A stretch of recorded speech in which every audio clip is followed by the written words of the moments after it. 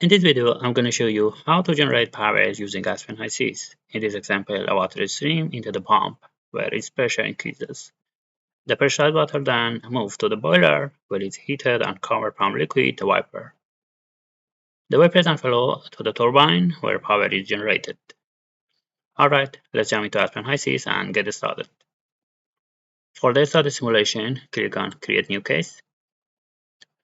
In the component list, we need to select our component. In this example, we have only water. So here, click on Add and we search water. Okay, and now click on Add. So here, as you can see, we select water as a component. Okay, now click on Fluid Packages, and here we need to define our thermodynamic package. So click on Add. And here, as you see, we have different thermodynamic package, but in this example, we use IF97 because it's suitable for predicting the thermodynamic properties of the water. Okay, and now select on simulation. At first, the water is streaming to the pump, so we select a pump. So for this, click on pressure changer and select a pump. Okay, and now we can select stream and double click on stream 1, and the conditions we have 25 degrees C for the temperature, and for pressure we have 101 kilopascal, and for more flow we have 100 kilomole per hours. Okay, now click on composition, and here we use 1 for mole fraction of the water. Okay, as you see, and the color of the stream changed. Okay, now double click on pump and select the inlet. So our inlet is 1, our outlet is 2, and here we use the power or the energy that's required for increasing the pressure of the water.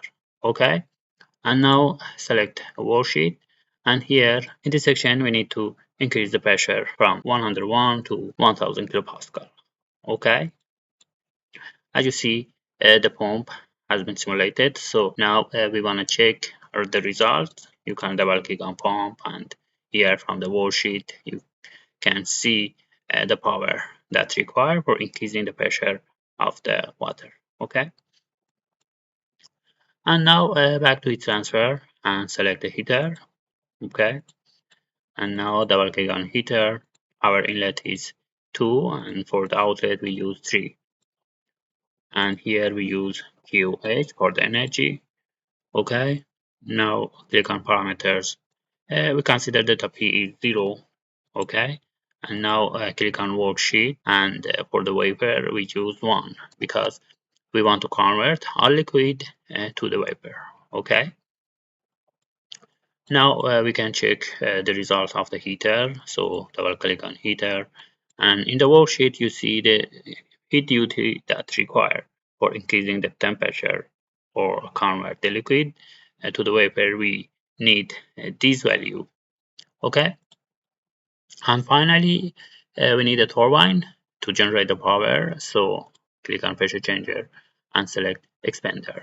Okay, now double click on expander and select 3 for the inlet, and we use 4 for outlet. Okay, and here for the energy we use FG. Okay, and now select parameters. As you can see, you can use the DOT that's required, or click on worksheet, and here we need to decrease the pressure to generate the power. Here you see the outlet or the power generated from the turbine.